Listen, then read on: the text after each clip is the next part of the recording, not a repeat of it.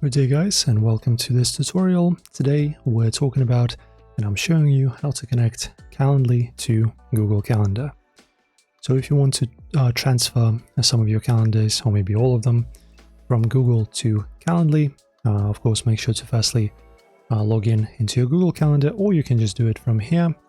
And now let us also go to Calendly. And what you're looking for here is, of course, you need to firstly create as you can see, some kind of meeting or something. I already have one created. This one is created by default. And after that, you just go to integrations and apps, and you should be seeing the Google Calendar right over here. So just click on it. All right, and as you can see, these calendars will be used to prevent double bookings. This is just an example. And next to Google Calendar, click on Connect. Choose your account here. Continue. And continue.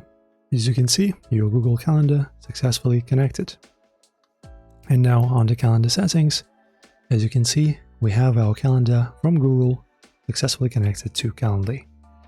Enjoy guys, if this helped, like and subscribe, and I'll see you in the next tutorial.